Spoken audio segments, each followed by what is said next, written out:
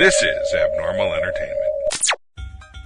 Don't have time to grocery shop? Let Shipt do it for you. Shipt lets you put in your order and brings your groceries to your door in as little as an hour. All you have to do is sign up at shipt.com and enter the membership code ABNORMAL, and you'll get $10 in free groceries on your first order. Save time, get what you need, and leave the shopping to Shipt. I am a real American, fight for the rights of every man. I am a real American, fight for what's right, fight for your life. You're listening to the No Cry Zone, a progressive political podcast on the Abnormal Entertainment Network. And welcome to the No Cry Zone. I'm John Arking. We're joined with Rob Vidro. Hello.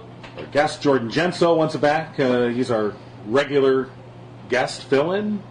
Regular, what would you say? He's a regular. You're regular. We like Jordan. Yeah. Jordan I hope comes I've in earned, with us I've earned anytime. that. Yeah. Earned Well, that. I'm trying to think, like, if this was like the Carol Burnett show, Ooh, you yeah. would be like, say, Ken Berry. See, that's Okay. Yeah. before- if So it was use the Seinfeld, reference, I yeah. could be Newman. Okay. That's what I would hope. Right. Okay. Yeah, there you go. Yeah, Or Mr. Peterman, or, Yeah. I'll give you better than Newman status. I'll give you Mr. Peterman status. Newman's a cult icon. Right? Okay. David is, by the way, he is on assignment in Florida. He is working undercover as the tennis pro at Mar-a-Lago. As a bush? Yeah. Is it a bush? Out there holding branches? I assume right now he is on the court working with some of the guests. He went on their, he went deep under. Yeah, he's working with Disguise their and everything, backhand. huh? So, I can see him now with his tight shorts and the headband, sort of lobbing him back. But, so we'll welcome him back next week.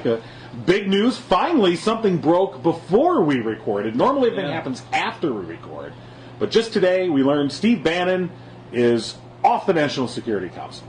So what do you think on that? I mean, there was a spin put out there that, we didn't like Obama's National Security Council, so we put Bannon on to make sure that we could get it straightened out, was basically the spin they're trying to put on it. I think that there's a falling out happening there. I think that he doesn't have enough to offer I think that they those ran... fine gentlemen on the other side of the table. Well, they sidelined the traditional... They put the Joint Chiefs Chairman and the National Security Advisor, who traditionally, through the decades, have been regular members of the National Security Council, and they were put on standby. They were made to be Mr. Peterman for the National Security Council. We'll come in every now and then, not every episode, though, okay? And I think that was just immediately something that people automatically raised their eyebrows about, and I think that behind the scenes, they've been encountering quite a lot of resistance. I mean, that's what... I think there was just a lot of resistance that they were getting. And I think Bannon... and then when they put Bannon on there, so there's two theories that are out there. One is that Bannon tricked Trump to get on the National Security Council by, when he had him sign some papers, and supposedly Trump didn't realize that this would place Bannon on the screen. I won't say that that's not true. I wouldn't say that's an impossibility. Plausible. Yeah. But probably not likely. I think that Bannon probably talked his way onto the council. With Trump, you got to put me in there. I was a former Navy officer, so it's okay. And I just don't. I just think that the traditional intelligence officials were like, no. Why is this? He's a political appointee, and he doesn't belong in the council. Right. Not that there's never, and it's not that he doesn't belong as a regular member. Not that political appointees have not, attended national security briefings or National Security Council meetings, but they're not really supposed to take part in discussions. They're there to witness it, and then they can advise the president politically at another time. But, as far as them being an actual player on the NSC, they're really not supposed to do that. So, either way, he's gone. And now, what do you think about the timing with the Tillerson kind of ominous press release last night of the North Korean situation? Do you think it's just like shit's hitting the fan and we got to get our military guys back into place? Did you see? I did. I think. I mean, that was very ominous. I mean, we're not talking anymore. Was the basic gist of that. If there's one thing I think we can count on with this administration is that the left hand definitely does not know what the right hand's doing. There's rarely coordination. I think that a lot of and sometimes you go, well, they wouldn't do that unless they knew this. And I'm like, yeah, not with this crew. This crew definitely does that without knowing that. So I don't know. Yeah, that's the big question of today. There is no definitive answers as to whether or not Bannon being booted off. Was he booted off? Did he leave on his own? I don't know. Was this just another power play by Kushner as he begins to get elevated further and further? Is there a more powerful guy in Washington right now than Jared Kushner? Yeah, I don't know. I mean, we've been saying that Steve Bannon. When you look at Kushner, he not only has a pretty wide domestic portfolio, but his foreign policy portfolio, it's ridiculous. He's in charge of the Far East, Iraq, basically the Far and Middle East is, he's in charge, including China. Well, and so the Spider-Man quote, with great power comes great responsibility. If that's true, his responsibility level is so high that, he is arguably the most powerful in the administration. He's creepy. You watch him in meetings. He's a creepy guy. He sits on straight and just doesn't say anything, and you just see him absorbing it all to go spew it out somewhere else. I don't know. He's a real estate developer. I mean, let's look at his background. Yeah. A real estate developer whose father went to federal prison for bilking people. And also, so it was great resume. I had referenced this a couple of podcasts ago, but it was 666 Fifth Avenue was the building I was referencing. But that just fell through. That was a Chinese deal. The Chinese were trying to buy a hotel right next to a naval base for a couple of years. We have this basically a council that looks at these property deals, and the council has basically put the kibosh on that deal, causing them great grief, I'm sure. But once again, we were talking about these real estate deals and construction and how easy it is to get people in place that have the power to change our political discourse, let's say, or even just whisper in Trump's ear. It's kind of crazy, this guy, and he looks once again like Goebbels. What is it with Trump picking all these guys? They're kind of that. I would put a high intellectual value on these people. Let me throw another. But I don't know where that is going. Yeah. You know what I mean? I think they're smart people, but I don't see where the morals are in their smart. Let me throw another aspect of this. Can you ever really trust a son-in-law who sucks up to his father-in-law that much? I mean, automatically, he's like, I think he's once again he's just another one of those bulldogs that you got to get through to get to Trump. Yeah. Oh yeah. So, he's the guy. And I saw reports that he could be one of the leakers that is putting this information out there to stir up things. Right. Well, supposedly he and Ivanka are supposed to represent the more Manhattan progressive millennial, and millennial friendly viewpoint, and that they would moderate. This was what was put out there, that they were going to moderate the more conservative right-wing views, which of course hasn't happened. So with that, with that being said, there is no moderation on this administration. They're right wing or even righter wing. There is no middle ground with these folks, and we've seen that all the way around. This week also we had, of course, another gas attack in Syria. This one with videos that are. I watched a video this morning online. It was Al Jazeera video of dead children. And I cried. I mean, you're looking at this, and you're like, I just can't. You cannot. I wanted to look away, and I didn't. And you're like, it's unbelievable that we, as a species, let this occur. Much less that, as a country, we've let this occur. And to be sure, this is not just a Trump thing, or I think you can definitely assign some blame or to the Obama administration's handling of the Syria situation. That's a long discussion that we're not going to get into. Unless, well, Jordan, you look like you may want to say something. Go ahead. Because it's easy to criticize, but can you come up with a better option they should have taken along the way? If you can't do that, the criticisms are baseless in a way. Well, I was talking to my wife about this last night, and because I said something similar, and she was like, "What do you mean?" And I said, "Well, if there's one thing you could criticize Obama for, was he never should have said this is a red line. He never should have said it's a red line if Assad uses gas, because he used gas and then he didn't pull the trigger, so to speak." But I did follow it up by saying, and I do believe this is true, I think it was the far braver course of action to not pull the trigger. It would have been super easy to just give it to the generals and go, all right, bomb them, and then you're in, and you're in that morass. It was far harder politically, I think, to go, I'm just going to back away from that. His political decision was to say, okay, well, Congress, give me authorization, but let's make sure that the country is in support of it. I'm not going to get us involved in this quagmire any further without knowing that the people's body, Congress, has given authorization, and then Congress just washed their hands and did nothing at all, put no position on it. And so then, it's like, okay, if he asks for authorization to use military force and he doesn't get a response at all, for them to then go and escalate things in Syria, it would be hard to justify that decision at that point. And so he was given no good options at all. Right, but I think the point here, though, it's too easy to go to somehow say this is, if you're a progressive, it's too easy to say this is Trump's fault.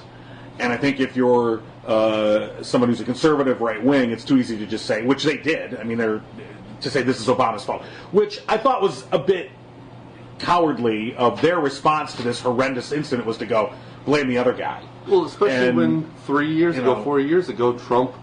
There's numerous tweets of Trump saying, that's Syria, that's their own problem. We must not do anything. We must not get involved. So, if anything, let's say President Obama took Trump's advice back then, and now Trump is criticizing Obama for having taken that advice.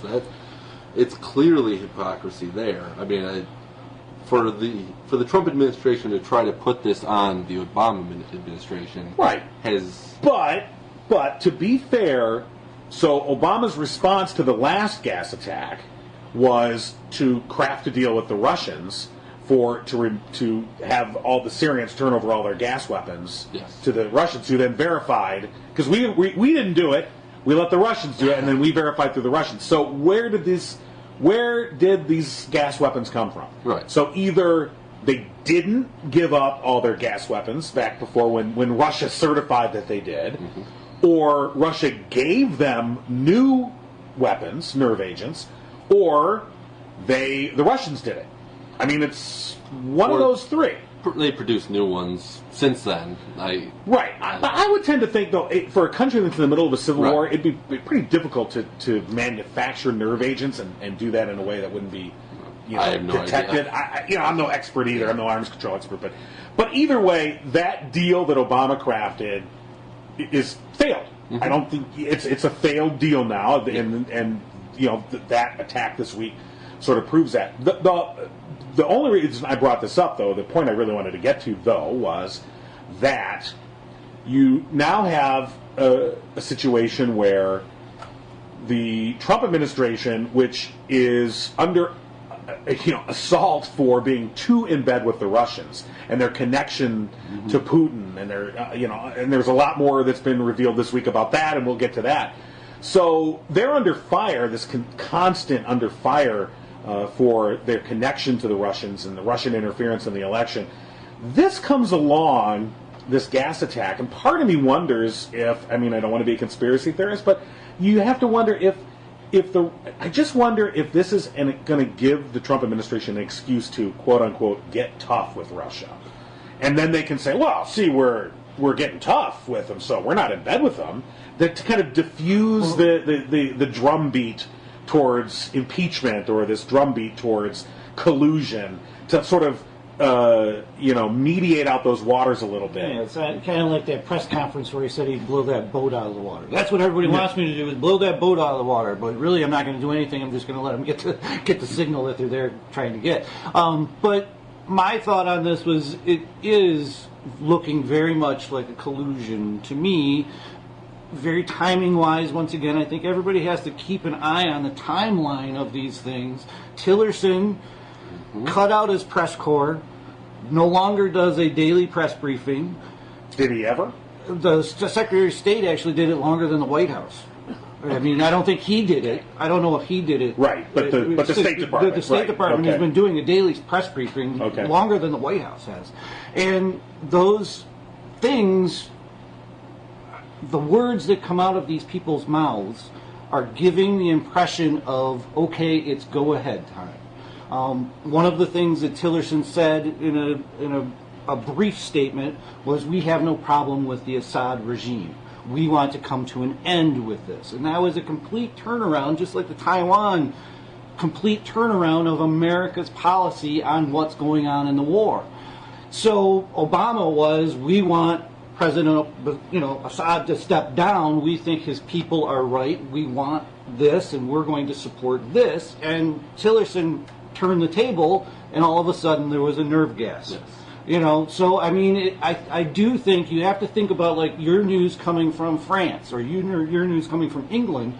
They're getting these snippets of our leaders talking, and they're completely changed from the last administration. So they're rolling the dice. I think that's really what all this is okay, let's roll the dice and see what Trump does. Well, and this now presents an opportunity for comparison in a way that you have these tragic incidents that occur. We know what Obama did in response when chemical weapons were used while he was in office. And now we can say that it wasn't, successful in the long run.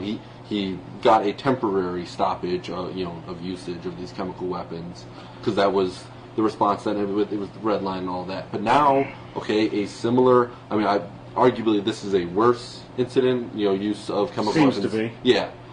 And what does President Trump do now?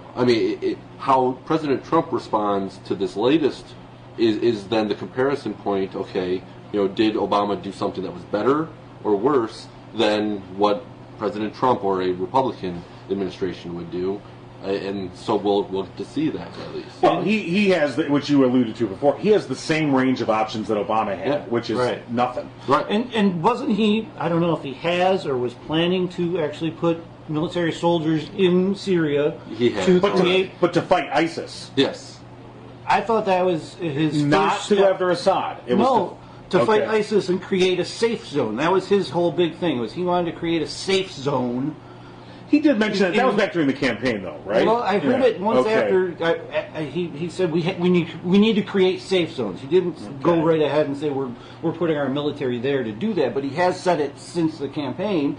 And my thought on that was is that another provocation for the Syrians doing this? Did we put boots on the ground? Are we talking about putting boots in their country? Yemen's talking the same way. I'm not going to have these people in our country, and we're going to fight you. We have been an ally, but if you're going to come in here and start, going through our country trying to find your enemies, then we're going to have a problem, basically. And I think you can say that all around the world, that nobody wants to have an occupation force in their country looking for their enemy. Right. Well, and nor do we. Right.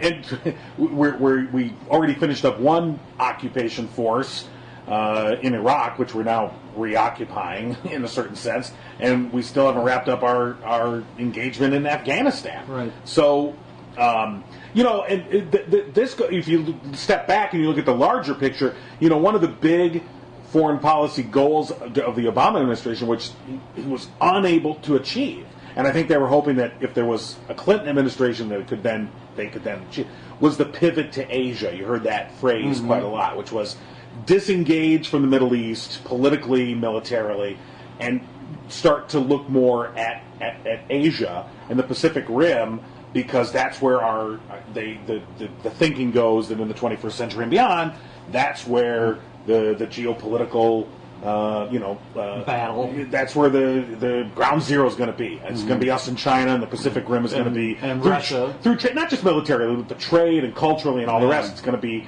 that area. And so this whole thing about trying to disengage from the Middle East and pivot to Asia, and part of, I'm sure his decision with Syria was, there's always going to be these incidents where it's going to draw us back in. And so trying to not get into that and make this pivot. Now you've got Trump, who is already pivoting away from Asia. I mean, we've blown up the TPP, which is to China's complete benefit now. They can now make these bilateral agreements with Australia and the countries. If you're Australia or any other country in the region, you're going to be like, well, I'll just cut a deal with the Chinese. Screw this. I don't have time for this anymore. I got to cut a deal that's best one I can do. So they're going to cut these bilateral deals with China. And the TPP, which would have sought to restrain China, is gone. So China has more of a free hand now, has more leverage, more power. It also allows them, TPP would have also contained them. This in a way allows them to spread their influence more to Africa. They're very big investors in Africa.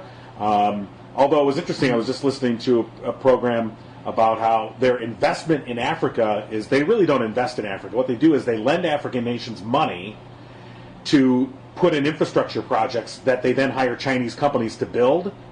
And so then they go, oh, we're investing. And you're like, you're not investing. You've lent them money that they have to pay back to you, plus your Chinese contractors are the ones that get the business. So it's perfect. It's great for China. It's no investment in Africa, but they're very much tied in politically and monetarily. So what will Trump do? He's not a strategic thinker. He's very much of a tactical thinker. The here and the now, and this is happening. How am I going to respond to this? As opposed to how does this fit into the bigger picture? I think people like Mattis, the defense secretary, he seems to be someone to be more of a strategic thinker, somebody that's like, let's look at the bigger picture. Maybe even Tillerson. Maybe, I don't know. You never hear from this guy. There's no press covering him. It's hard to say. No eye contact. No eye contact. Don't look at the secretary. But anyway, it seems to me, I used the risk analogy last week. It seems to me right now that it's a game of risk that was long fought and everybody knew their roles, and you just roll your dice and see what happened on these little skirmishes. And now, like, one of the players has gotten pissed off and threw his pieces up in the air, and everybody's going after his spots. It really seems like that to me. Is these countries that we've had at bay. Like, this is our dividing wall right here. There's good fences make good neighbors, that type of a thing. And now those fences are gone, and everybody's just like going for a free-for-all to see what they can get. We had all these deals in place that people, for the next 15 years had their political moves kind of mapping out, and now all of that is thrown up in the air, and it's frankly scary. For everyone. Everyone in the world is scared because Donald Trump really has just thrown the playbook out the window. But again, I think what the fear is based on the unpredictability of what he is, because whatever he says today, will mean nothing tomorrow. Well, and it'd be one thing if you had a conservative right-wing administration come in and take power and say, boom, we're back to it's a Reagan foreign policy, this is what we're going forth, and we're doing it. And there was a coordinated effort to go in that direction. Yes, we would oppose it. Yes, we would be, I don't like this for these reasons. And progressives would do their best. But at least there would be predictability for our allies and the rest. There is no predictability. Even the people even allies like England. Okay, so you have a conservative government in England having successfully, achieved Brexit, for whatever that's going to mean for them. And yet we at every turn seem to kick them in the face. Mm-hmm. And so even with what would seem to be his natural allies, there is no coordination. There is no predictability. So the British are left going, I don't know what the fuck to do. I'm just going to stay over here and just watch. I don't know what to do.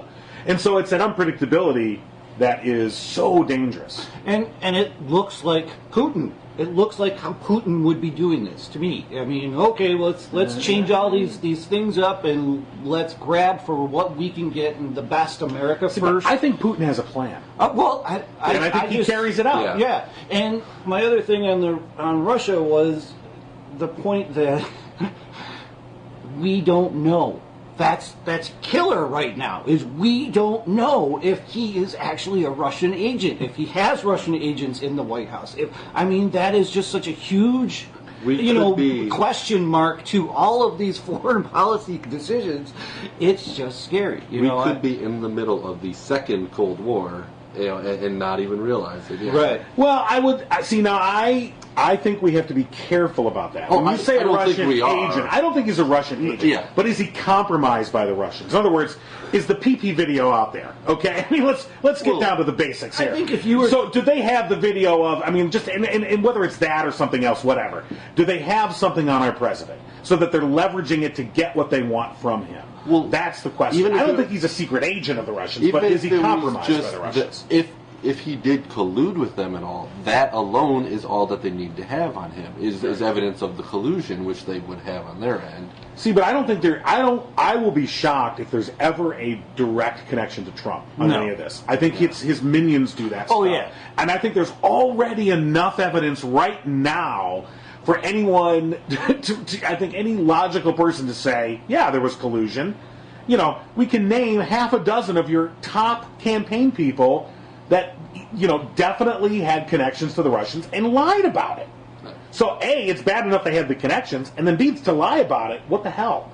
So, you can already come to the conclusion that there's collusion, but when you have a Republican Party in charge of Congress that is determined to give him cover, what's going to be achieved on this?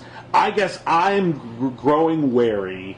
There was a few weeks there was like, maybe we're heading towards impeachment. Now I'm like, you know what? Screw it. It ain't going to happen. He's gonna serve out his 4 years. I think that's what he's hoping you'll do, John. No, I'm not giving up. I'm just saying. I just think that's what he thinks the whole country. I mean, look at how long Hillary, with all of that stuff, stayed in power. I mean, it was all proven wrong. It was stuff. Well, there was many stories that came out about her. I mean, really, stories that came out about her that any other politician, it would have sunk their career. No, that is not true. Yeah. Oh, yeah. Absolutely. What? Absolutely. The stories that were being portrayed, whether they true or not, they were being portrayed in the media as Hillary is crooked. I mean, they were. I'm not saying I believe them. I don't have the evidence. I did my own rabbit hole research. I made up my own mind. You guys make up yours. I'm saying any other. Look at John Edwards. One leak of being a womanizer, and he is not in politics any longer. Well, because he had a baby with a woman. Look at because it got proven. Yeah. Because it was proven to be true. Okay. Whereas, but I get what you're saying, Rob. I understand what you're saying. There was a drumbeat of bullshit. A regular torrent of crap for 20 years against the Clintons. That went from the ridiculous to the unbelievable. And from adultery, which turned out to be true, to murder, which is just completely ridiculous. Right. And yet, it's interesting how there's a trail of bodies connected to the Clintons, when in fact, there seems to be more trail of bodies connected to the Trump campaign and their Russian benefactors, but besides the My point is that America, even if the story was going to that moment on a Clinton, on any politician, if it didn't get there quick enough, America forgot about it. And America waited for the next moment to get somebody. No, but I think they never got over the emails. That was our wonderful Congress beating that into the press every single day. Don't you? I mean, they never let go. I think a lot of people. They're still. I think a lot of people saw the emails for what they were, which is a bunch of bullshit. A political witch hunt. But it was masterfully manipulated at just the right time. Right. This is where the collusion comes in. Mm-hmm. So you still have Republicans who completely dismiss the whole Russian connection. They just, that's ridiculous. It's just because I don't really think they want to think about it. And they dismiss it out of hand, and their justification is that there's no proof that any actual votes were changed by the Russians. And it's like, yeah, we know that. No one is saying that the Russians hacked the voting machines and changed votes. We never were saying that. That was never the issue. The issue is, did they influence the election through masterful use of propaganda in just the right times, in just the right places, at just the right doses. And we see that they have. And that Putin has, we talked about this before. I think that information warfare is the next level of war. Right. And he is the first to get on the battlefield and utilize his big guns. He's developed the science of this, and the Russians have been doing this, since when they were the KGB. Misinformation. Not that the CIA didn't, but the Russians have always done this, and they've been very masterful at it. And to their advantage. Look, they're a nation state. They seek to maximize their advantages, and they've done so. And anytime that they can achieve an outcome and not have to invade or blow up something, good for them, from their perspective. Right. So they're going to seek to do that. We certainly have our long history of interfering in elections and using misinformation and such.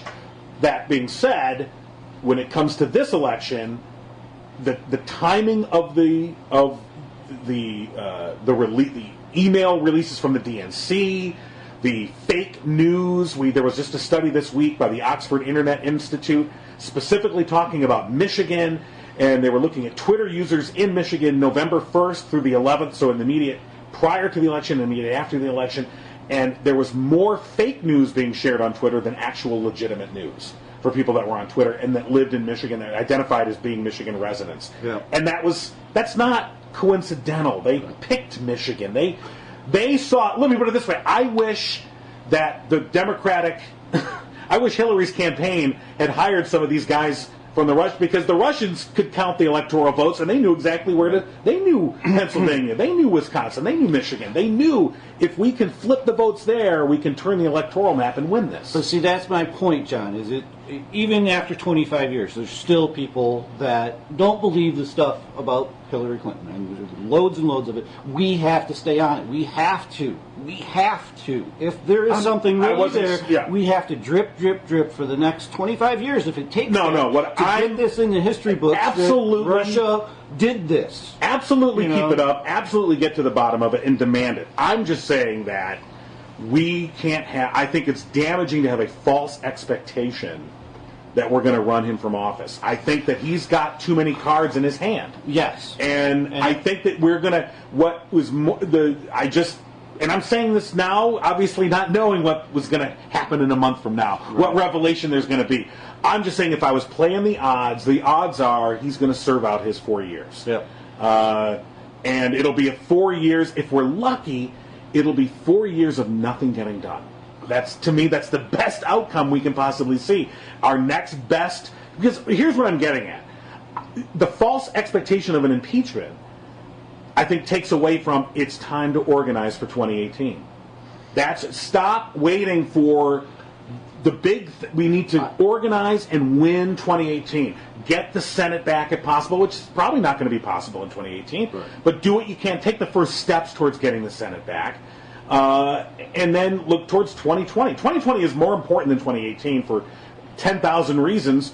First, obviously, it's a chance to defeat Trump at the polls, and at this rate, I don't think that would be that hard, but never say never. I also predicted Clinton was going to win, so what the fuck do I know?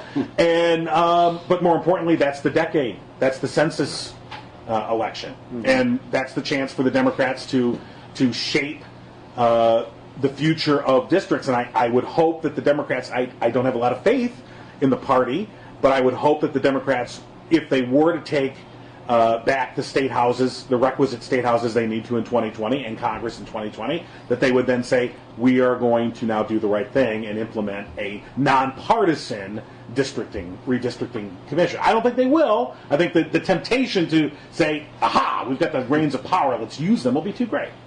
To look at the political game of it, would impeachment, because I think the having sights set on trying to get him impeached, I think that actually does help us in 2018. Because either way, it's a political win-win for us. If he does get impeached, I think the Trump voters would be livid at the Republicans in Congress who actually did the impeachment. If he doesn't get impeached, then it is a 2018 campaign issue where we need to flip Congress in order to impeach Trump. And so as the case against Trump gets built further and further, that's just a stronger it's going to put the Republicans in a lose-lose position, hopefully, where it's either they do the impeachment and they then suffer, the backlash from their base, or they don't do the impeachment and the Democrats then, get power so they can do it. That's a legitimate case that you do want to have a driving, ambition that's keeping people engaged, something that's keeping folks engaged. I get that, and you can look to the Republicans. This week we're probably going to see the Senate override their own rules and put Neil Gorsuch on the Supreme Court, doing away with the 60 vote minimum. And I think now so the thing is that when you look back what Mitch McConnell did when they completely screwed Obama out of his pick, and Merrick Garland was denied a chance on the court, was never even given a hearing, never even got to meet with one senator other than Democrats. One Republican senator, I think, at one point said, well, maybe I'll meet with him, and he got such backlash. He's like, oh, screw it, never mind, I'll go golfing. So that gamble from McConnell has paid off. Yes. I mean, he not only he prevented what many people feel would have been a relative moderate from getting on the court, replacing a key conservative, but he's saved that seat now for somebody who, in a lot of ways, if you read about Gorsuch, he's more conservative than Scalia in a lot of ways, in ways that Scalia probably would not have approved of. So he even, in certain areas, he goes far beyond, because whatever you want to think about Scalia was somebody who at least tried to, although I don't think he always succeeded, but he at least tried to stick to the strict constructionist view of the Constitution. Gorsuch is clearly, in the can for the powers that be in the big business. Do you think they will actually nuke the filibuster on Supreme Court justices? We're going to find out tomorrow. Yeah. It's one of those where Senator Levin, when he was still in the Senate, I had dinner with him, and we had discussed the filibuster, because at the time it was like 2011. I was, opposed to the Republicans' abuse of it, and he said that he would never vote to get rid of the filibuster. So when it came up in 2012, and Harry Reid wanted to get rid of it for the lower court nominees, Carl Levin was the only Democratic senator to vote against it, and the other Democrats voted to get rid of the filibuster, to do the nuclear option down below. And so I'm curious if there are any of those Carl Levins in the Republican Party still. Me too. Who, I'm skeptical. I think Orrin Hatch has actually come out and said that it's not good to change the rules. Right, but will he vote? Because it only takes a couple. It's only going to take a couple to say no. We don't want to get rid of the filibuster, because they have to know that works in our best interest over the long run. Like we, as progressives, are much better without the filibuster existing. As a general rule, because the filibuster helps stop stuff. It doesn't help make progress, and so. But I wonder, again, if you step out of this immediate fight and step back and look at it, there's a part of me that goes, would this not, and I have a lot of respect for Carl Levin, and I understand where he's coming from, but would this not in the long run be better? Yeah. To have majority vote. A majority vote puts you on, so that in the long run, again, stepping back and looking back over a 20-year period, this will force, you have to win national elections. If you want to, you can't, the minority party, because look, Republicans, they didn't win in 2008 and they didn't win in 2012, and yet for those 8 years, largely through that rule in the Senate, they were able to drive the agenda, either opposing it or diverting it where they wanted to, and that's not right. No. And they didn't win national elections, and yet they still got to call the tune. So I don't know, part of me feels like I think it might be a good thing, and that may play into what you're talking about, which is that there may be some Republicans that would go, I don't know. It would be, if they don't, but see, I think that this is what's going to drive it, though. Having botched the health care legislation, which now they're talking about trying to bring it back, but whatever. having botched that, and everybody agrees pretty much, other than Breitbart, it was botched. Yeah. And they won't Lazarus it. They won't bring it back. Yeah. I'm like, nothing has changed from before. You can't appease your hardliners and your moderates at the same time on this issue. You've got to give in to one or the other. You can't find the only way you can, the only way that you're going to find is to just fix the thing that's there, but they're never going to do that. So, so if in the long run, if this changes, I don't know, but if they desperately need a win, is what I'm getting. Right. No, so I think they're willing to. I almost feel like they just don't even they know this is bad for them. Right. It's kind of like a Pyrrhic victory in a way. Yeah. And so that's where it's one where as a progressive, I kind of want to see them actually do it only because I don't want the seat to be held open indefinitely and then it be a 2018 issue. And where that will reinvigorate. That's part of the reason why Trump won is because they did keep it open, and the conservatives are more willing to vote based on the Supreme Court alone. So if that seat gets filled, and they get rid of the filibuster, I think getting rid of the filibuster helps us in the long run more than them. And then getting rid of that as a campaign issue helps us more than them in the long run. So maybe it's a win-win. I guess you could look at it either way. Yeah. If we lose, if we lose in the short term. The seat, but on the other hand, you're replacing a conservative with a conservative, and then at that point, dear God, form a protective barrier around Ruth Bader Ginsburg, please. Yeah. I mean, we got to do Weekend Bernie's thing, whatever, but she cannot not be there. If she needs any organs, I will donate. Just whatever you need to do. But if they don't get Gorsuch on the Supreme Court, then there's blood in the water. I mean, then I don't even know you need impeachment. I don't know because they'll be fatally. I feel like they'll be fatally wounded. They will have their first signature piece of legislation derailed, and then the thing that drove, as you pointed out, the thing that drove evangelicals. The question that we had, I know I had why are evangelicals voting for Donald Trump? And then you figure out, oh, I get it, because he's going to put their guy on the court. And if they can't even get their guy on the court, it's all going to blow up. But the difference between the healthcare fight and the Supreme Court fight is the Democrats are the villain in the Supreme Court fight to the Republicans. In the healthcare fight, the villain is other Republicans. Yeah, right. And they can only exist if they have a villain to demonize. So they need Democrats to look, powerful enough to be a villain. And so So, I get what you're saying. So then, would it, which this will never happen, well, I'll never say never, but, so would it not be then, would it not be to the Trump and the GOP's advantage to pull back Gorsuch? To say, okay, we've heard you, we're not going to put up Gorsuch, and then go find somebody that's even more conservative. And then say to the Democrats, your move, and so now the Democrats are like, oh, shit. Now, then they come out looking like complete obstructionists. Yes, except really, which who cares? More conservative than Gorsuch. What is that? At that point, what difference does it make as far as when is that going to be the tipping point on any court case whatsoever? Whether it's Gorsuch or somebody more conservative to flip the vote. Look, you can get somebody more conservative than Gorsuch. Look at Samuel Alito. He's somebody. I think he's a vindictive, mean person. I mean, not as a person. I don't know. Maybe he's a wonderful guy. I don't know. But as a judge, I think if you look at his judicial philosophy, it's very narrow. It's very cynical, and I think it's it's very mean. But maybe this is ignorance on my part. Because would he ever have been considered the deciding vote on a case, or where it's then?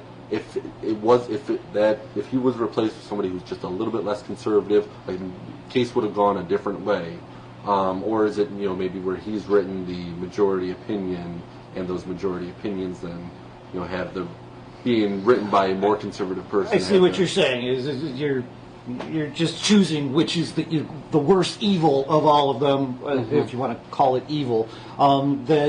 The conservatives already have a conservative. They're all going to group together no matter what happens in these cases that come to them. what's the difference between this guy or another guy? And I have one point that I don't like about Gorsuch is $17 million. You know, $17 million is not chump change to these people. They're going to be pushing cases to this court once they get their guy in. You know, and those cases are going to go through. So my point on picking a different guy is at least you reset. Yeah. You're going to get different people out there. It's going to be different guys. These ones that have spent the $17 million, they've been chomping at the bit for a year and a half now, getting us all in place and all their court cases in a row. And as soon as we get this in, they're going to go through. Now, if you put a different guy in, you have at least upset the apple cart a little bit. All the more reason why I think they will blow it up. Yeah, I think in the end, the pressure will be there to do it. Yeah, and they will do it, and they will know. We're going to regret this later.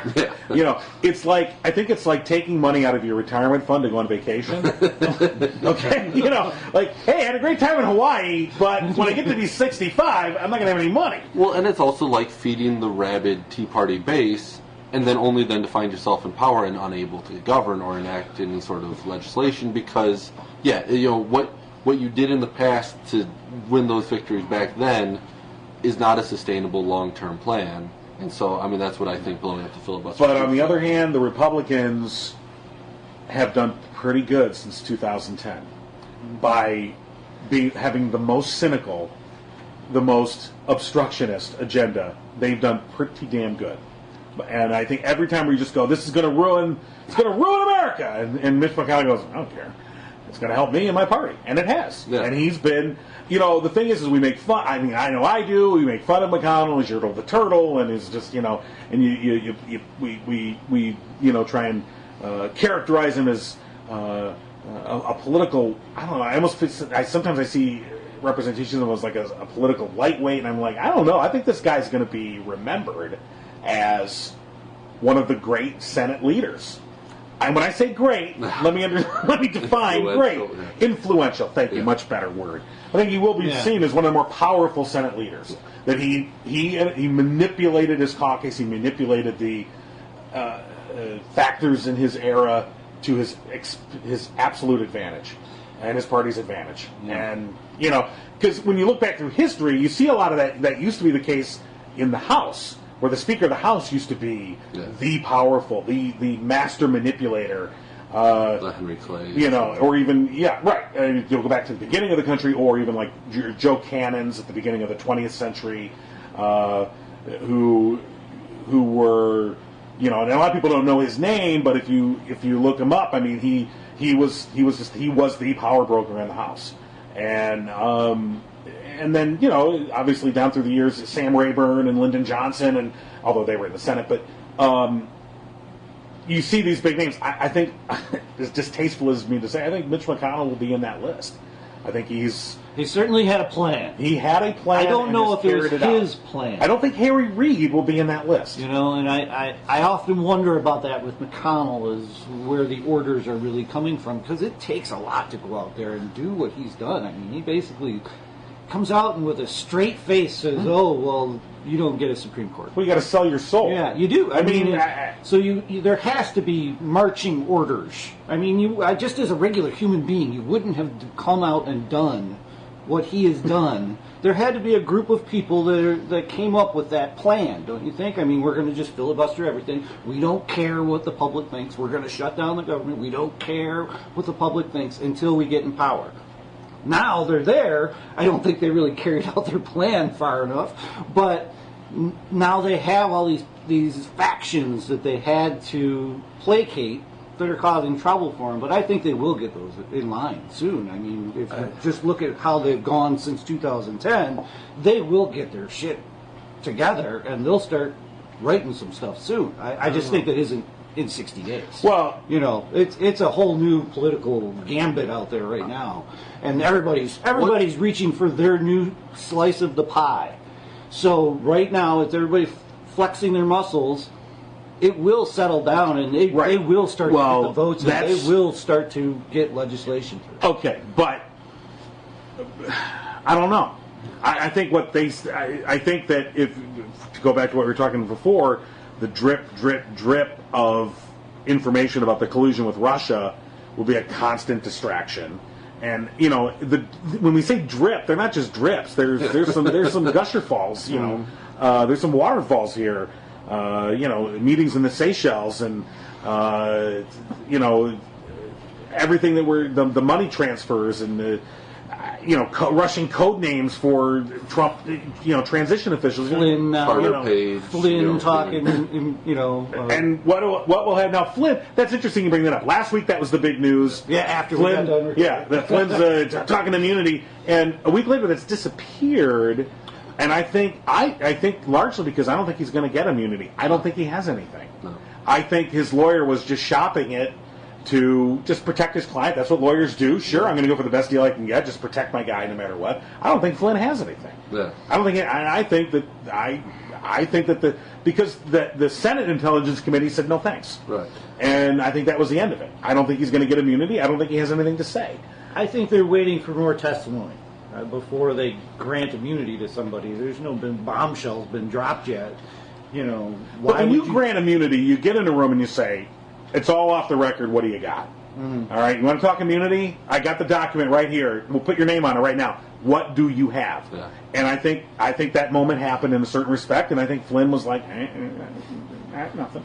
Or they already had what he had. Exactly. Actually, you're right. That's what it was. Whatever he said, they're like, we already knew all that. Yeah, that's nothing we don't know.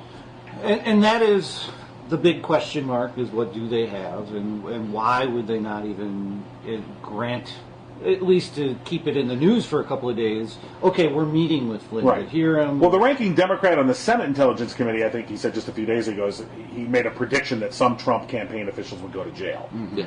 Now, that's politics. He is a Democrat. But I would say it would be very reckless at the least for him to say that without there being some indication in his mind that there was something out there. Right. We'll see. But to get to your point about that they're going to get their shit together and that they'll start moving it forward, I don't think they will right now. I don't think the factors are there now. What will get their shit together is a war. Mm-hmm. Or a terrorist attack. Yep. That's what's going to get. That's what I feel like. That's the thing I most worry about. Yeah. That they're going to try and utilize some incident they're going to try and pick something with North Korea or with Iran, and then use it. And I think I feel like there will be a backlash like they don't anticipate. Yeah, because I don't think it'll work this time. I don't think it will work either. I think there's too many people that are going to go, yeah, no. Well, did you hear the ISIS? There was a new transcript from an ISIS video basically claiming that we're bankrupt and that we have an idiot running us that doesn't even know where these countries are, let alone how we act and what we do. So that is the world view I would take, that we have an idiot running our country. He may or may not be, to any Trump supporter out there, I don't know the man, but his actions are proving to the world players that he is an idiot in this. So they are, once again, grabbing for their new piece of pie, and no way are they backing down to anything. Well, they're using it to their advantage. Yeah, if we go and let's say... Why wouldn't you? Let's say North Korea blows up tonight, and we have to send in bombers or whatever, they're not backing down. They're just not going to back down. You could go into Yemen, and they won't back down. No one is going to be backing down from the United States in the foreseeable future. They're going to press it until we're engaged with them to change that battlefield. But there's certain. North Korea is the one that I most worry about because it defies all strictures of logic. North Korea goes out the window. I think North Korea will be. You can trigger something there. It really is opening Pandora's box. You can't put it back. You can't end it in a way that. The biggest thing there is they're not going to back down. No. Trump because of that. Trump and his cronies and many in power, that was the red line with Obama, is he just didn't want to use force for force's sake. We can do it anytime we want. Wait. When you say they won't back down, who are you referring to? The other countries? The other countries won't back down. They'll fight back. And our guys really have no restraint. Our generals have no restraint anymore as well. But North Korea is the nightmare scenario. Yes. Because thousands of people will die within hours of hostilities breaking out. If it goes to all-out war, thousands will die. In minutes. You have U.S. troops right there. Yep. And it's we're, World War we're, we're III. bound by treaty to defend South Korea. Right. So everything gets instantly triggered. I guarantee you there are people in power right now, Donald Trump, one of them, that says if we go over there and bomb something, they'll back down. But what They have that in their head. But yes, but what they need, here's what they need. This is how cynical they are. This is how I feel. What they need are American servicemen and women coming home in caskets. They need that. They want that. They desperately need it. I hate to say it, but that's the thing that's going to. Oh, it's all going to unify us. If they can spark some sort of conflict there and have a war that's going to kill U.S. servicemen, well, we all have to. How can we not? They've killed, and if it's some outrageous number, 5,000 U.S. 5,000. What? Yep. And in Korea, that's entirely possible that you could see those kind of numbers. It is possible.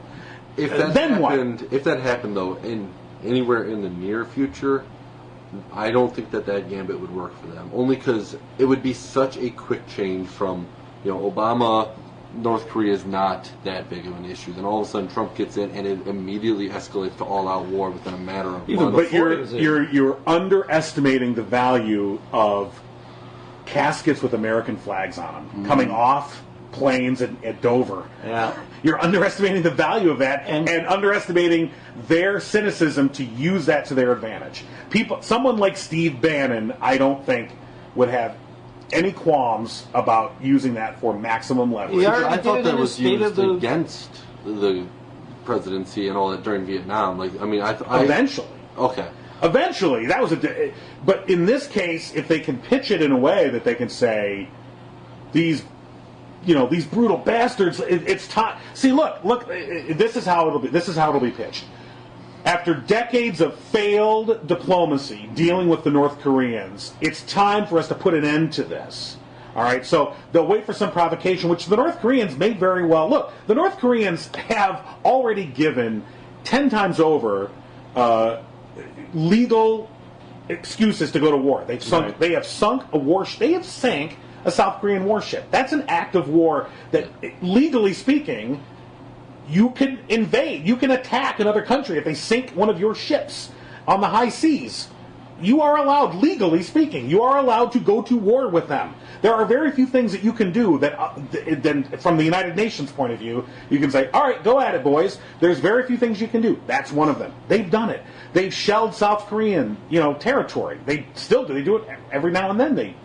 I'm not talking about these missile tests. Those are nothing. Yeah, I'm talking about actual artillery, where they'll fire artillery into South Korean military installations on some of these islands. They've done time and time again. So if you get an instance like that, where they will do something that could be legally considered an act of war, and then you instantly trigger this within hours, it's going to happen so fast. It's not going to be slow. It's going to be fast. Gulf of Tonkin. And then by the time there's a chance to breathe, it's too late. Yep. It's too late. We're in. Then they'll be able to spin it and say, well, look, they did this thing, and we're unlike these failed presidencies in the past that look the other way. We're going to finish it because we're America, and they've killed our people, and we've all got to stand together behind the president. And damn it, you are going to see Democrats that will do this. You will see your Joe Manchins. Okay, you will see them that will go, oh, you're right. They'll take off their hat, go, God bless America, and we got to stand behind our president. And there'll be plenty of people, me among them, are going to go, wait a minute. No. Yeah. But I just think that the public at large, I could never see the public unifying behind Trump the way they did Bush. Hell yeah. I think if Trump could get a 9/11, he would just no. There's no way. Yeah. Oh, think of what people. Think of what people were saying about Bush before he was president. Oh my God, he was the partying brother. He was out. He had all these DUIs. There was all kinds of stories coming out about the partying Bush. That he was just going to be an idiot president. That he didn't have the power. It was a secret government, and it kind of was. But you see the guy now, and out of that context, you can kind of see more of the man. Look, you saw it even more to the point the day of 9/11. Yeah. We have the picture of him sitting in the classroom reading this stupid book to the kids, and Andy Card comes and whispers in there and says, "We're at war." And you see the look on his face. Oh shit! He's got to change his underwear. You can see the look on his face. I'm like, oh fuck. from that moment, just a couple days later, standing on the debris of 9/11, saying, "Oh, they'll all hear us now," and oh, what a statesman! He went from doofus to Winston Churchill in 72 hours, and it took 3,000 dead Americans to make that happen. So I think that you can manipulate. But I don't think Bush was as polarizing prior to 9/11 as Trump is. He wasn't as polarizing, but he was polarizing. He wasn't as polarizing. Yeah, I mean, I think Trump has set the record. He still was within the norm of American politics. True. Trump is, there is a large percentage of the population that no matter what, we will not unify behind Trump. I'm one of them. I could never unify behind the birther in chief. That is so. In that I could unify behind a Romney or a McCain if the situation was warranted. And so I don't think it's ever played as you're behind the president. You were behind the troops, and your president is the commander in chief. So you were behind your troops, and that is the patriotism of history. All Hitler, all of the leaders you have heard about had a triumphant victory after a unprovocated attack.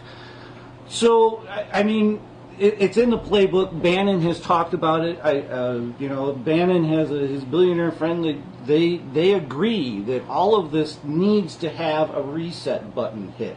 That we have too many people on the earth. That all of this stuff is happening.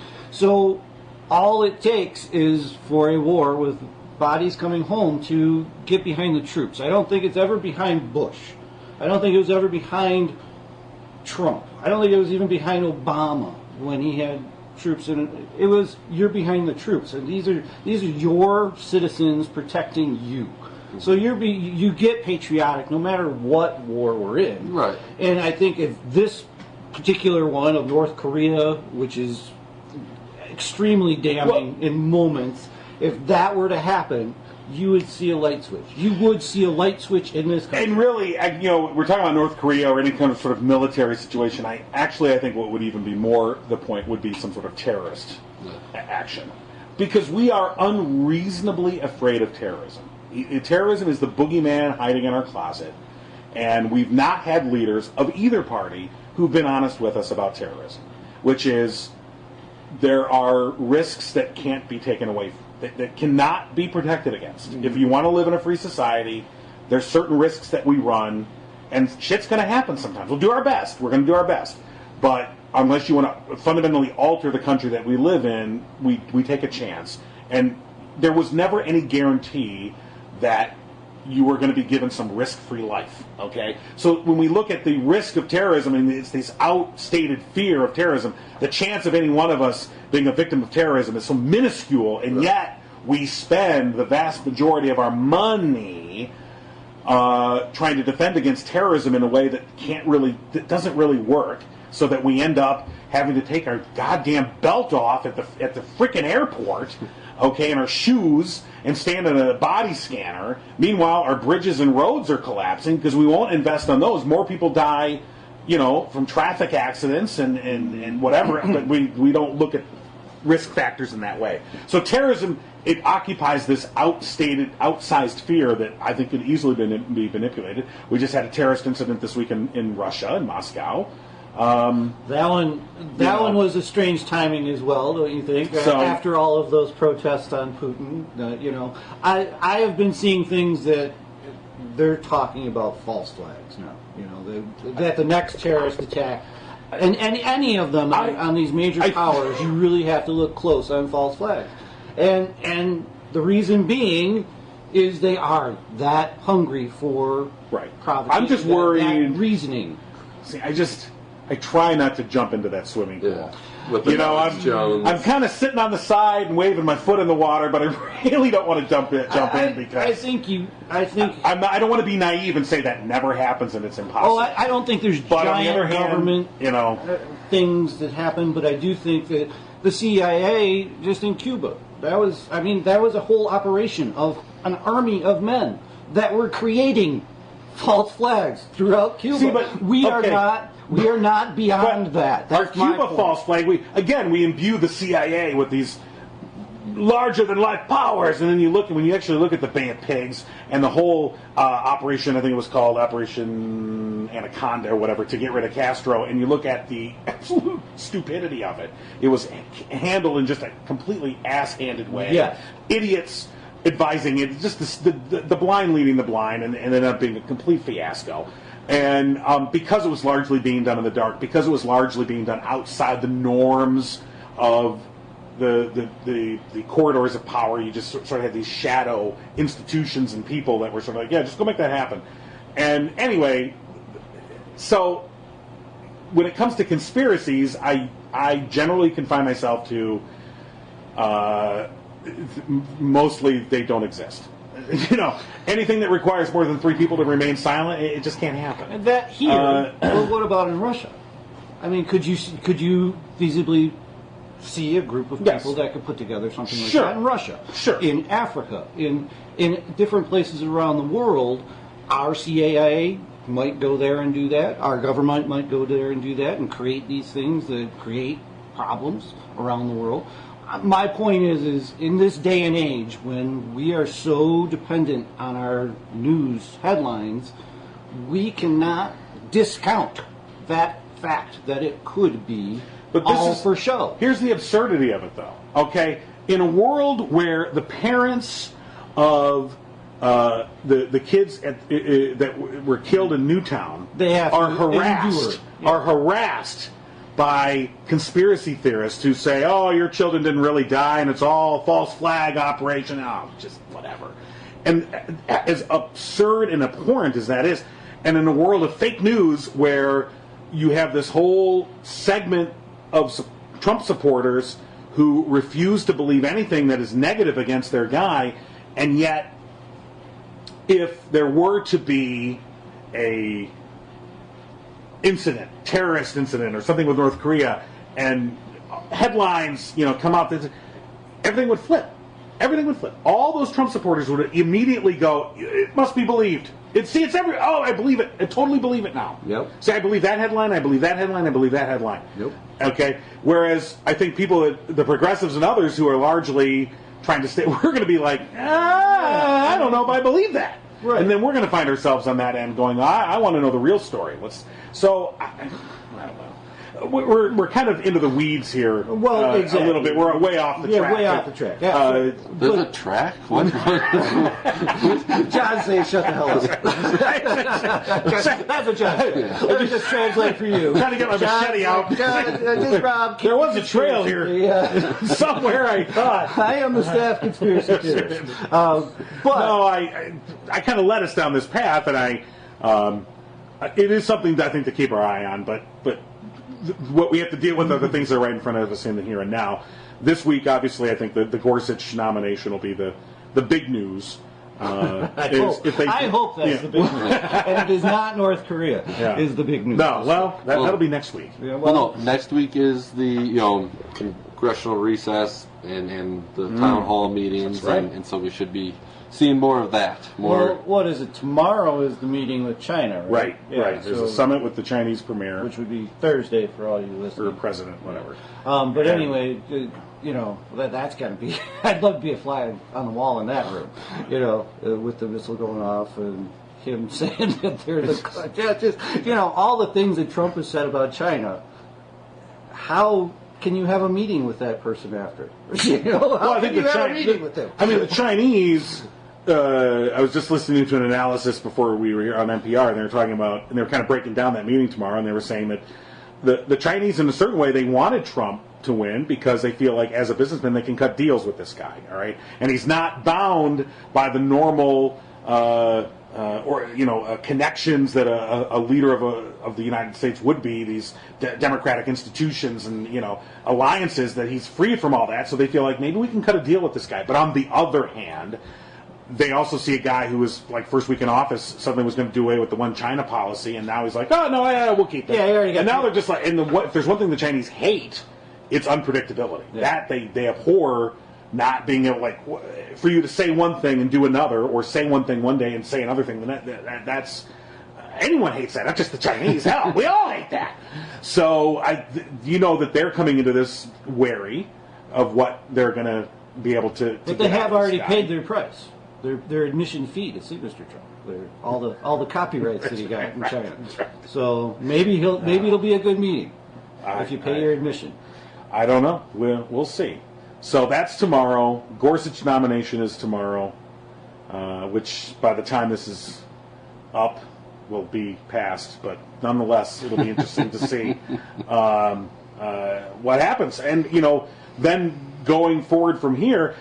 So let's, as we kind of move to wrap this up. What I wanted to ask this question of you guys. So, who do you think? And I know it's early, but I want to ask this question: who in the Democratic Party do you see being a contender to run for president?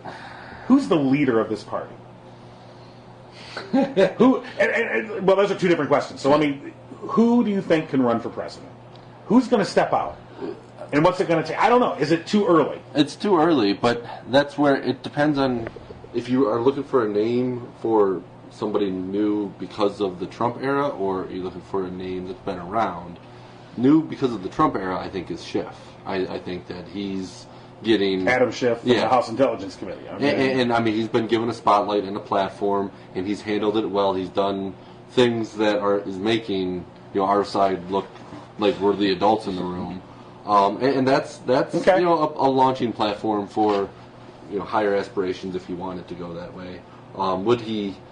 But is the Democratic Party able to be overtaken by somebody that doesn't have the established roots of somebody that's been around prior to the Trump era as a household name? I don't know. Right. Because and Rob, what do you? Anybody stand out? I think Bernie will run again. Really? Yeah, I think he will run again just to keep this message going. Do you think that's good? I don't know if that's good, but I think he'll do it. I think he might get Warren to run with it. At least stump for him. If Bernie runs, I want to see Biden run. Yeah, and that was. I think we're going down a bad path. Oh, yeah. we are. Yeah. I think we're going into the past and not into the future. I like Adam Schiff. I like you saying that.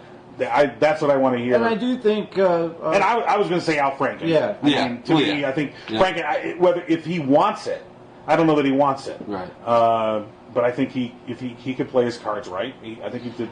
I really don't think he wants it. I don't know that he does either. I think he's happy in his role there. I think he's actually gotten his good role. Who knows? But I think he's very powerful where he is. I do. Now, we mentioned 4 names, all of which are white guys. Good point. Yeah, Well, Elizabeth Warren would be that would immediately come to mind. But I think also... although, if we're going to start... I don't want to just throw women's names out there because they're women, because someone like, say, Tammy Duckworth, potentially, maybe, but not in 2020. Right. And maybe later down the line. I think as far as non-Caucasian, the only one that's got a chance is Booker. And I think he's too tainted. I don't think he could make it too far. No. I don't. No. But really, name another name. Give me more names, and I'll say if they have a chance. From a cynical point of view, because I don't know their name. Is a white male what the Democrats really need? To be cynical. I would not view having a white male as a detriment. Whether or not it's a benefit. Maybe to go up against Trump just because of who the Trump base is. Maybe the Trump shtick he beat 16 other white guys. Yeah. See, and the thing was, when I think back to before, I'm like, I can't wait for the debates. Clinton's going to demolish him, and she did, and yet she's the president. And you go, I put way too much stock in the debates. Yeah, so when I think about Elizabeth Warren going up against Trump, you go, wow, that'd be a great spectacle. Can it translate into electoral votes? I don't know. Any non-DC people? So, because you have, some California, what's his name coming out of California? Well, Jerry Brown's the governor, but he's pretty old. No, his deputy, lieutenant governor. Is it Ted Lieu? No. You're right. Not sure. Some California guy. Yeah. They're looking now. Well, then you have Kamala Harris and such as well, I believe. But and what kind of interference do you think we should expect in our elections from here on out? And my other thought was, don't you think the Democrats should have more people on the debate stage? Bring out more people, a more diverse selection of candidates to start off with. Like the last time, we have two military guy, Bernie, governor of Maryland, and Hillary. Not bad. Do you think that O'Malley will run again? O'Malley? Well, I think he got his hat handed to him. What's he going to do? He's not made. If he really we should have been hearing from him. Right. Yeah. He should have been out front. Yeah. And doing something. I know he's out of office, but yeah. I haven't seen or heard. So he can't just show up in 2.5 more years and be like, "Oh, I'm back. Remember me?" I don't think that'll work. You're going to have.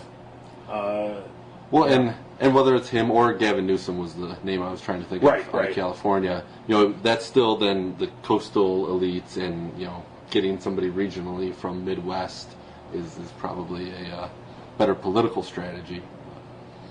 Yeah, yes, but are the Democrats really looking at that? That always, even with the four that came up, they didn't want Bernie there because he wasn't a Democrat, and David was here. I'm on your side, David. He did it wrong. Why isn't he a Democrat now, though, is the one problem. Why isn't he now? That's a good question. I think he had talked about it, but he said something about he had to stay as an independent for his own state. Right. Because he was running as an independent there, and when he ran as a Democrat there, he lost, I think. I think he did lose in his own state once as a Democrat. So I think he wins as an independent to stay in Senate. But that was before he was Bernie Sanders. Yeah. True. And with the national platform. Yeah, if he wants to be a presidential I don't know if candidate, you noticed, he isn't really favorable to the Democratic Party. But that's the whole point. Like, if he wants his people, his revolution to take over the party, he needs to lead. He needs to lead that revolution and join the party, and that's what I think they've infiltrated. I don't know if you watched have. Perez and Ellison do their town hall. That was very. I was actually applauding at some points. I was like, "Oh my God, you actually said some things." All right. But as you go forward with this, I don't think he wants leadership of the Democratic Party, because it's just like becoming like the police captain. Then he can't end run up for president again in 2020. Like he's foregoing that option. If he's not looking to be a party leader, he can't then look to be the leader of the party when it comes time to actually run for president. I give you all of that. I say he will still run. He's too old. He's too old. Same with Joe Biden. Yeah. Too old. No, yeah. Too old. Too old. I'm sorry. I am an ageist. I want the president of the United States. I want an old guy. I want somebody who remembers where we came from. No. Yeah. Oh, yeah. There's a lot of people that have forgotten our history. Yeah. Okay. They make books that have history in them. Young people can read them. Yeah. All right. There's a lot of I don't think intelligent 50-year-olds out there. I don't think they do. I really don't. I'd rather. Yeah. I mean, I don't know if someone like Adam Schiff can, politically use his position to. A lot's going to happen between now and then, and whether he wants to and whether he can, who knows. I think Al Franken already has a bit of a national, persona. But I think that I just don't. There's no one right now, and I know again it's just the first 2 months of the Trump presidency, but I just don't see anybody that's an obvious that's the person.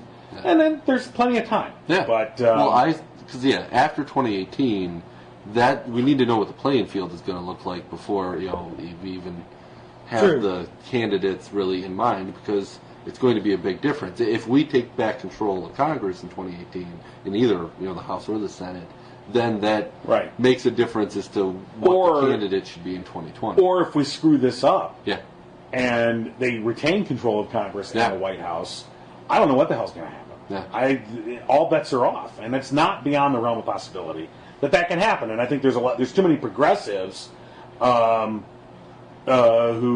and this is kind of what I was saying at the beginning of the show, there's too many progressives, I think, that are waiting on impeachment and feel like they don't really need to think about 2020 or 2018 yet. because they're waiting for that to happen. I'm like, impeachment doesn't solve. It doesn't solve the anything. presidency because then it's Pence. Right. That doesn't help. It doesn't help. No, I mean, really, if you're in that boat, the only thing that helps is they all get arrested. I mean, that's your only hope is that the whole cabinet is so. Okay, then Ryan's the president. Then that's. But I'm saying that those guys. I mean, really, you cannot at this point. Can you really put that wall in between the Republicans and the White House and the collusion with the Russians? They certainly have done their best to erase it. They all have this information. They're all covering. I mean, really. Right. That's what I'm saying. When you have a GOP in control of Congress that's willing to provide cover, I think it's much more difficult to get to the truth than you think it is. Sure. I just think it is. Yeah. Especially barring, however, the exception is something like the Pentagon Papers happening. Okay, barring somebody stepping forth in a big way to say, "Here's the thing." Which that can always happen, but it's rare when it does. So we'll see. We'll see. But I mean, that's your rainbow. Is I don't think that's really happening ever. Is that the whole gang gets arrested? It's not. They're just not going to do that, guys. We're stuck with this bunch for 4 years at least. You better get out and vote. Well, always have the rainbow. Yeah. Somewhere over the rainbow, way up high, there's a land that I heard of once in a lullaby. There is nothing like watching a movie on the big screen, and with MoviePass you can see unlimited movies every month from Abnormal Entertainment. Head to abnormalentertainment.com and click on the MoviePass banner to get your first month free. And after that, it's only $30 a month to see unlimited movies, even on opening day. Go as many times as you want. Have a blast with MoviePass and abnormalentertainment.com. Subscribe to the No Cry Zone on iTunes and Stitcher and at abnormalentertainment.com/No Cry Zone. Find the No Cry Zone on Facebook and tweet at No Cry Zone. Email nocryzonepodcast@gmail.com. And for more podcasts, comics, books, movies, and more, head to abnormalentertainment.com. You've been listening to the Abnormal Entertainment Network.